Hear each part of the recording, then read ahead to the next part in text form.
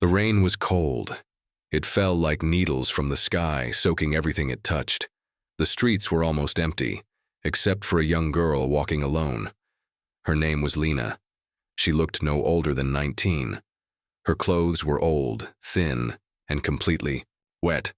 She held her arms over her belly. She was clearly pregnant. She had no umbrella. No jacket, no home. Every step she took was heavy. Her shoes were broken. Water squished inside with every step. Her hair was stuck to her face and her lips were trembling. But she didn't cry. She couldn't. She had cried too much already. She passed by a few stores and restaurants. People inside were warm, laughing, drinking coffee. But outside, Lena walked alone, cold and invisible. After a few blocks, she saw a small cafe with soft lights and warm air coming from the door. She didn't go in. She just stood outside under the edge of the roof, trying to stay a little dry. Her hands were on her belly. She whispered softly to her baby, "It's okay, just a little longer." Inside the cafe, people sat with food and drinks. A man near the window noticed her. He looked about 40, wearing a sharp gray suit and shiny shoes. He had a kind face, but a serious one. His name was Mr. Kale, but Lena didn't know that yet. He looked at her for a few seconds, then turned back to his coffee. Lena stayed outside. Her stomach growled. She hadn't eaten since yesterday. She looked at the food through the window. Bread, soup, coffee. She closed her eyes and tried to imagine the taste. Just then, the cafe door opened. Mr. Kale stepped out. He had finished his meeting and was leaving. He walked past Lena without a word, but as he stepped off the curb, something fell from his pocket. A black leather wallet. Lena saw it hit the wet ground. She looked around. Nobody else noticed. She bent down slowly, picked it up, and looked inside. It was full. Cash, credit cards, even a gold membership card. Enough money to buy her food for a week. Maybe more. She looked back at the man who was walking toward a black car parked across the street. She could have turned and walked away. No one would have blamed her. She was hungry, cold, pregnant, and homeless. But instead, she ran. Sir, wait." Kale stopped and turned around. His driver opened the car door, but he held up a hand. Lena stopped in front of him, breathing hard. "You dropped this," she said, holding out the wallet with both hands. Kale looked at her wet hair, her shaking hands, and her eyes. Then he looked down at the wallet. Slowly, he took it from her. "You found this on the ground?" he asked. She nodded. "Yes, sir, I thought you might need it." He opened it and checked. Everything was still there. Not a single dollar missing. "What's your name?" he asked. "Lena."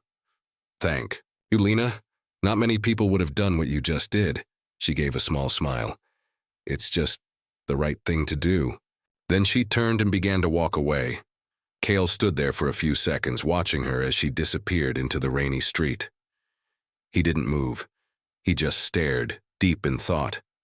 Then quietly, he spoke to the man next to him, his driver. "Follow her. I want to know where she goes." The driver nodded without asking why. The rain never stopped. By the time Lena reached the old factory building, her legs were sore and her clothes were freezing cold. She walked slowly up the broken steps, her hand still holding her stomach. The building looked abandoned from the outside. Windows were cracked, the door was hanging off one hinge, and the walls were covered in dirt and graffiti. But inside, it was something else. A few weak lights hung from the ceiling, powered by a stolen wire from a nearby pole. Old mattresses lay on the floor, along with torn blankets and bags. Around 10 people stayed there, men, women, even 2 children, all homeless just like her. Lena didn't like this place, it didn't feel safe. But she had nowhere else to go. She walked to a quiet corner where she had placed her bag of clothes and a small blanket a few nights ago. It wasn't much, but it was her space. She sat down slowly, breathing hard. The baby inside her kicked, lightly. She smiled a little and rubbed her belly. "I know, little one, just hold on." Across the room, a man with sharp eyes and a beard was watching her. His name was Rick. He had been in the shelter longer than anyone, and he didn't like new faces, especially ones who looked weak. Lena noticed his stare and quickly looked away. Later that night, someone lit a small fire in a metal barrel. People gathered around it for warmth. Lena joined them, holding her hands close to the flames. An old woman next to her handed her a piece of dry bread. "Eat," she said softly. "You're eating for two." Lena was grateful. She took a bite, then broke the rest and gave half to a young boy sitting nearby. He hadn't spoken all night, just shivered in his thin clothes. Rick watched her again, this time more closely. His eyes dropped to her bag and her shoes. He whispered something to the man beside him. "Bet she's got something hidden in that bag. I'll check tonight." Meanwhile, outside the building, a black car was parked down the street. Engine off, lights dim. Inside the car, Cale's driver sat with a small camera, watching the building. He spoke into a phone. "She's staying in an old factory. It's worse than I thought. Place looks dangerous." Cale's voice came through the speaker. "Stay close, make sure nothing happens to her.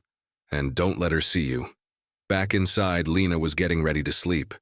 She lay on her side, using her arm as a pillow, her back against the cold wall. She pulled her thin blanket over her legs and held her bag close to her stomach. Her eyes were heavy, but her mind wouldn't rest. What if someone took her things? What if someone hurt her while she was sleeping? She closed her eyes and whispered, "Just one safe night. Please." Around midnight, the shelter was quiet. Everyone was sleeping, except Rick. He moved silently across the room, stepping over bodies and blankets. He reached Lena's corner and looked around.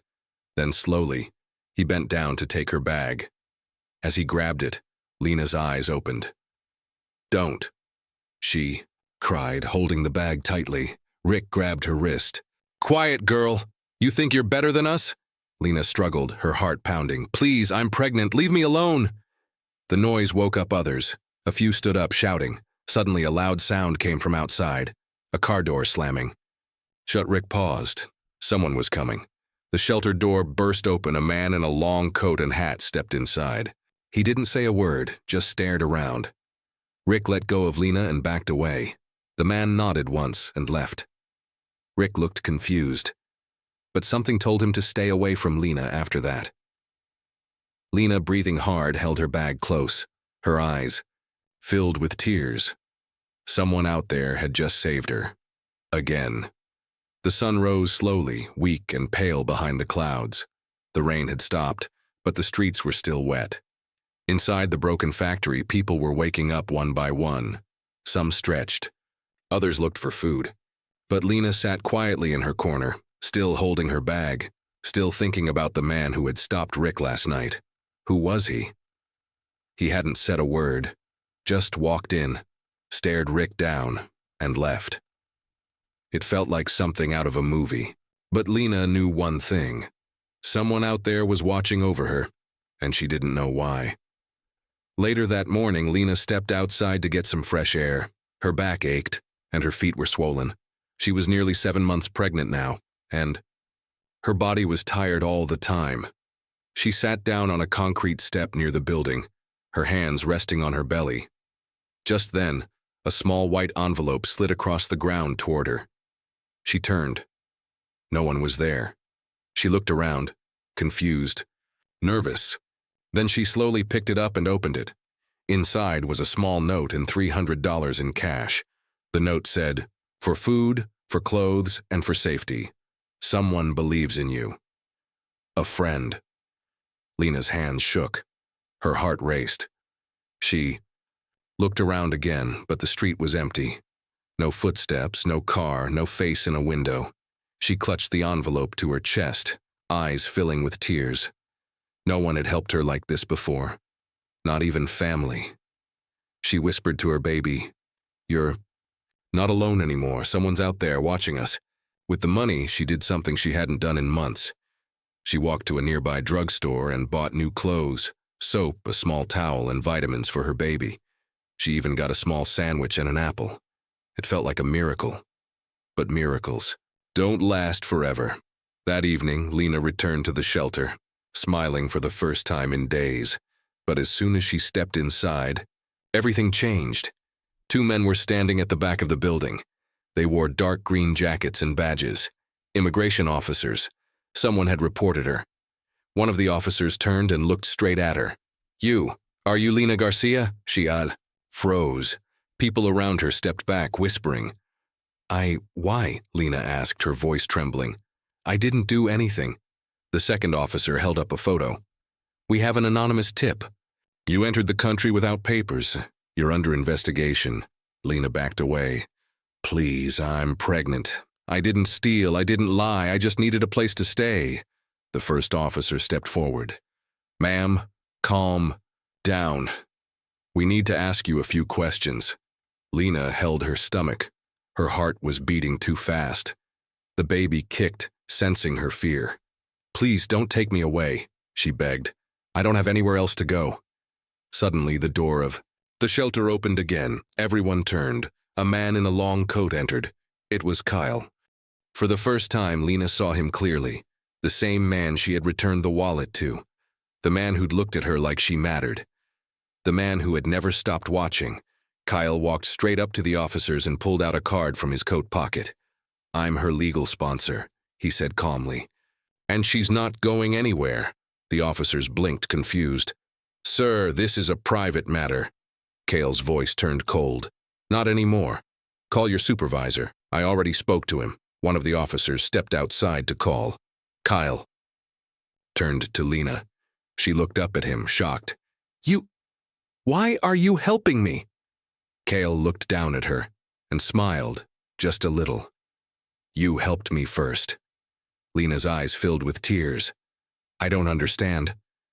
You will, he said softly. But not here. You need rest, you need safety, and you need to protect your child. The officer returned with a phone in his hand. Sir, we were told to let her go. You're cleared. Kyle nodded. Thank you. The officers left without another word. Everyone in the shelter stared. Kyle turned back to Lina. Come with me. I'll explain everything. Lina hesitated. Her world had just flipped upside down, but she stood slowly and took his hand. As they walked out into the night together, Lina didn't know where they were going, but for the first time in months, she felt safe. Lina sat quietly in the back seat of the black luxury car. Her hands were folded over her belly, and her eyes looked out the window trying to make sense of everything. Kyle was sitting beside her, silent. The city lights flashed by as they drove through the night, far from the broken factory, far from the fear, the pain, the cold. Lina finally turned to him. Why did you really help me? She asked softly. Kyle didn't answer right away. He took a deep breath. You helped me first, he said, his voice calm but serious. Back at the cafe, you could have kept my wallet. You could have walked away. Lina shook her head. It didn't feel right, he nodded. Most people wouldn't have cared. But you did. Even when you had nothing. Lina stared at him. But that doesn't explain all this. The money, the note. How did you know where I was? Kyle smiled faintly. I have people who find answers. I asked my driver to follow you that day. I needed to know more. She looked down, nervous. So you've been watching me? Protecting you, he corrected gently. There's a difference. The car stopped in front of a tall, shining building. A hotel with gold lights and glass doors. The doorman opened the car door immediately, bowing when he saw Kyle. Lina hesitated, afraid to step out. I don't belong here, she whispered. Kyle looked her in the eyes. You do now. They walked inside. The marble floor sparkled under her feet. Warm air, soft music, and the smell of fresh flowers made her feel like she had stepped into a dream. An elevator took them to the top floor. When the doors opened, Lina's breath caught. A beautiful suite waited for her. Soft bed, big windows, glowing lamps, and a tray of fresh fruit and water on the table. Kyle motioned to the bed. You should rest. Everything you need is here. I'll be back in the morning. Lina looked at him. Why are you doing this? Kyle stepped closer. His face was serious now. Because I know what it feels like to have no one. Then he turned and left, closing the door quietly behind him. The next morning, Lena woke up to sunlight pouring in through the window. For the first time in weeks, she had slept without fear. She walked to the mirror. Her hair was messy, but her face looked different, softer, stronger. There was a knock on the door. It was Cale again, holding breakfast. They sat at the small table. For a while, they ate in silence. Then Lena asked the question she had been holding back. "Who are you, really?" Cale set down his cup. His eyes looked distant for a moment, then focused. "My full name is Cale Donovan," he said quietly. "My family owns Donovan Enterprises, real estate, banking, shipping. We're in 30 countries. Lena's mouth fell open. "I've seen that name on buildings," she whispered. He nodded. "Most people have, but I wasn't born into this. I was adopted when I was 10. Before that, I was just like you, hungry, alone, forgotten." Lena blinked in shock. "You were homeless?" Kyle nodded. "My mother died. My father left. I slept in alleys, begged for food. Until one day, a woman saw me in the rain. Just like I saw you." Lena's eyes filled with tears. "She took me in, gave me a bed, sent me to school. And when she passed away, she left everything to me. Her name was Margaret Donovan." He paused, then looked at Lena. "I've never forgotten how she changed my life. And I made a promise, whenever I see someone like me, I'll do the same." Lena couldn't speak. Her heart was too full. "Why me?" she finally whispered. Cale leaned forward. "Because even with nothing, you still had kindness. That's rare. That's gold." She looked down, touched her stomach, and nodded. "You've changed everything for me," she said. Cale smiled gently. "No, you've changed everything for yourself. I just opened the door." He stood up. "But there's more you need to know. Someone tried to get you deported. That was not random."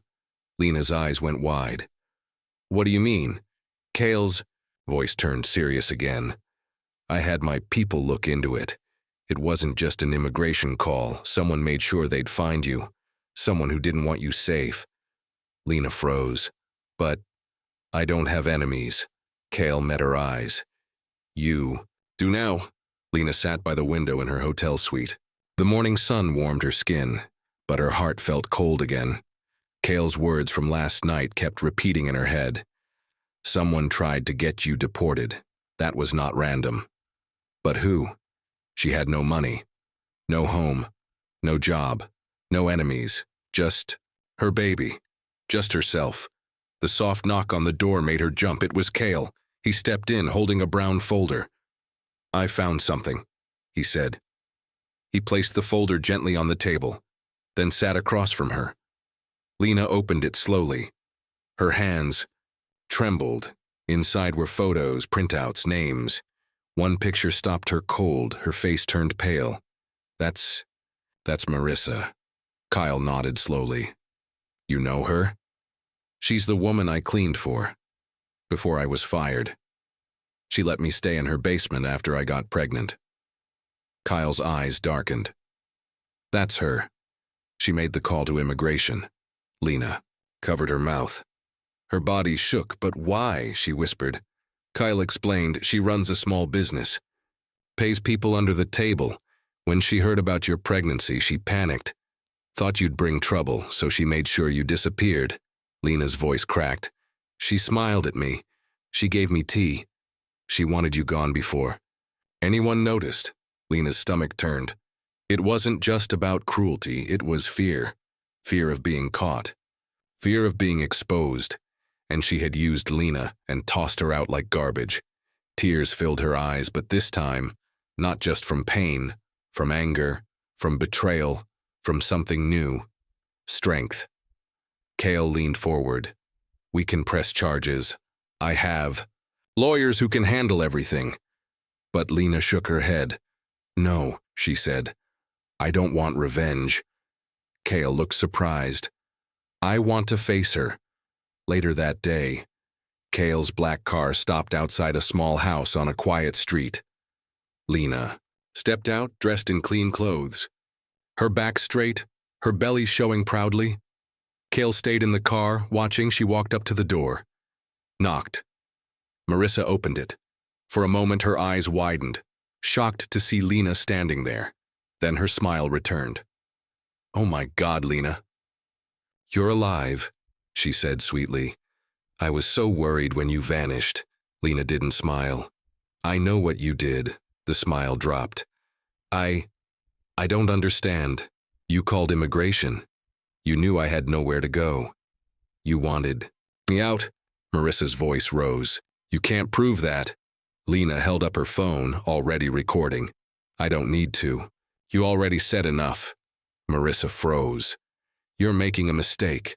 "No," Lena said, her voice calm. "I made a mistake trusting you, but not anymore." She turned around and walked away. Marissa tried to call out again, but Lena didn't. "Turn back." She climbed into the car, breath shaking. Kyle didn't say anything. He just looked at her with quiet pride. "You were strong," he said. Lena smiled through her tears. "I had to be. For my baby." That night, Lena sat in the hotel lobby looking at her phone. A message appeared. "Hey, Lena, it's Clara from the shelter. We have space for you now. Want to come back?" Lena stared at the screen. Before she could answer, Kyle sat down beside her. "You don't have to go back there, you know," he said. "I don't want charity," she replied. Kyle shook his head. "This isn't charity. It's an offer." He handed her an envelope. Inside, papers. A house rental agreement, a bank card. Lena gasped. "This is too much." "No," Kyle said. "It's not even close to what you deserve." She held the card tightly. "I don't know how to thank you." Kyle smiled. "You already did. The day you gave me back my wallet." They sat in silence, but it was peaceful now, safe. The next morning, Lena moved into her new home. A small apartment with soft lights, a warm kitchen, and a baby crib waiting beside her bed. She placed her hand on her belly. "For you," she whispered, and for the first time in her life, she believed in tomorrow. Lena stood on the balcony of her small new home. The wind was gentle, the sky glowing with soft orange as the sun began to rise. It had been only 3 days since she moved in, 3 days of peace, 3 days of sleep without fear. But something, deep inside her, and a quiet, cold feeling, wouldn't go away, and this morning, it got worse. She turned to go inside, but her phone buzzed. Unknown number. She hesitated, then picked up. A deep voice spoke. "You forgot about me, Lena." Her blood froze. She knew that voice. Her heart started pounding. "Noah," she whispered. Silence. Then, soft laughter on the other end. "Miss me?" Her knees gave out. She sat on the floor, her hands shaking. Noah, her ex-boyfriend, the father of her baby, the man who disappeared the moment he found out she was pregnant, the man who once hit her when she cried too loud, the man she hoped she'd never see again. "How did you get this number?" she asked. "You're not the only one with friends," he said. "What do you want?" "To see my baby." Later that day, Kyle was furious. "He's dangerous. You can't meet him." But Lena looked him in the eye. "I need to know what he wants. If I keep running, I'll never be free." Kyle nodded slowly. "Then I'm going with you." "No," Lena said. "He won't talk if he sees you." Kyle clenched his jaw but didn't argue. "I'll stay nearby. One wrong move and I'm stepping in." Lena gave him a shaky smile. "Thank you." That evening at a quiet diner, Lena sat in the corner booth, her hands wrapped around a glass of water. The bell above the door rang. She turned. There he was, Noah.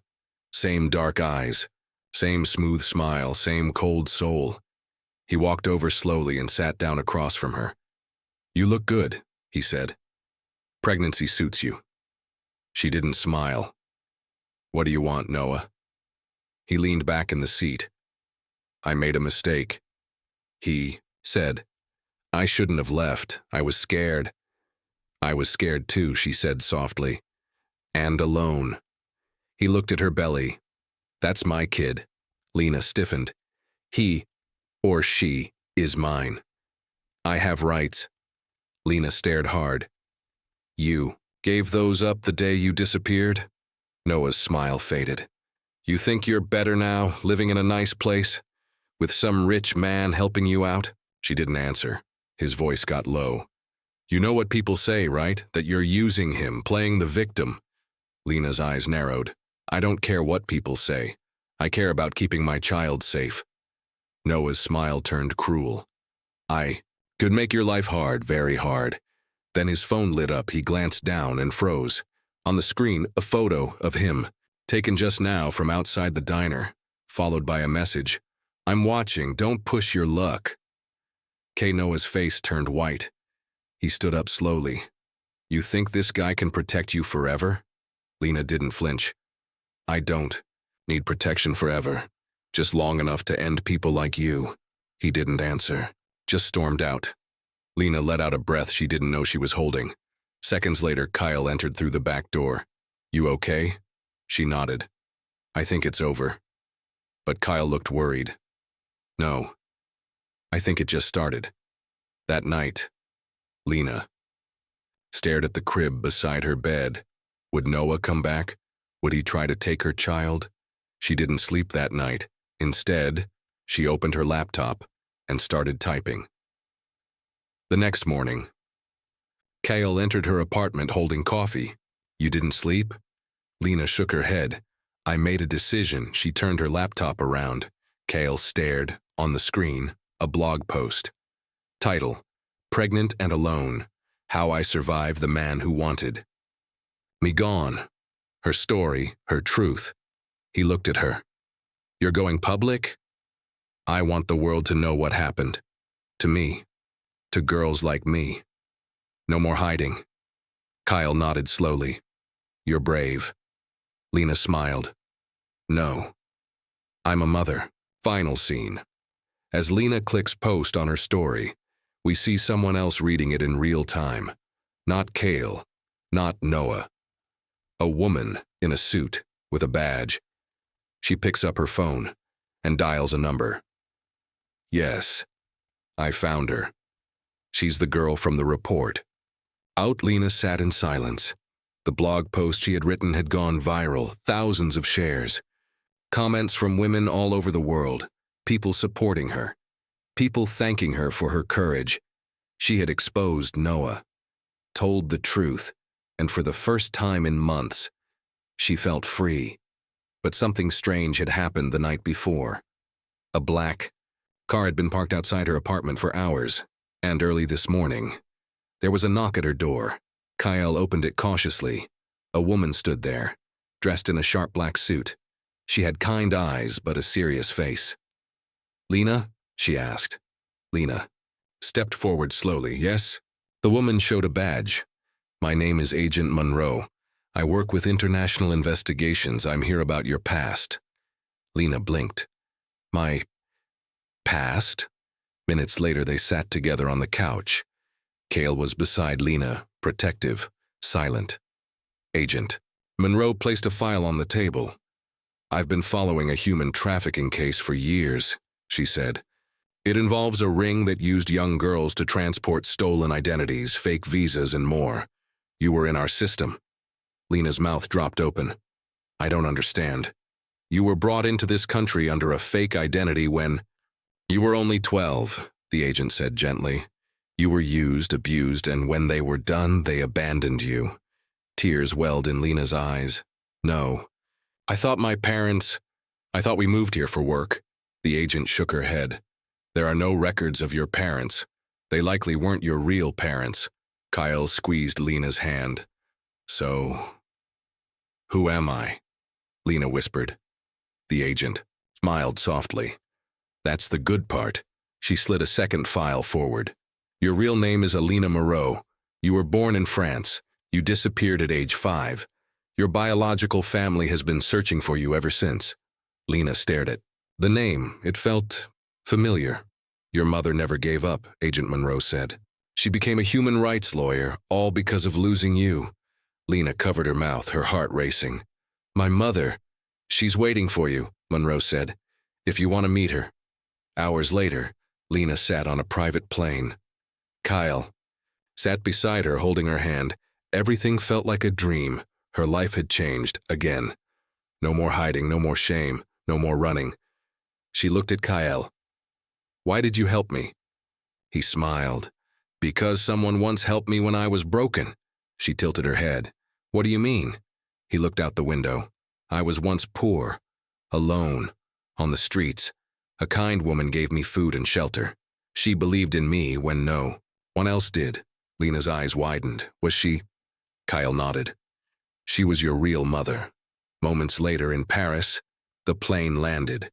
Security escorted Lena to a quiet garden outside a large white house.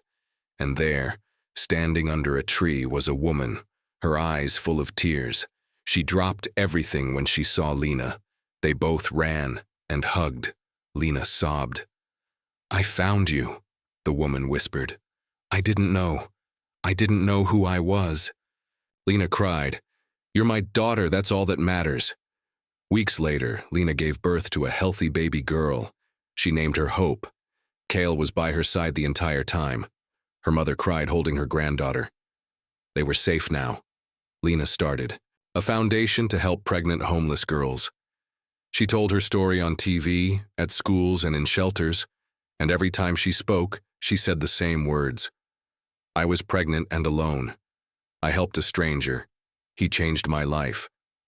But what truly saved me was choosing to believe I still mattered." Final scene. Somewhere in a dark prison, Noah sits in a cold cell.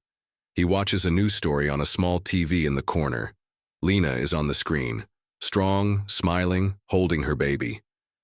Noah clenches his fists. A guard walks by. "Don't bother hoping." The guard says, "That girl you hurt, she's untouchable now." Fade out.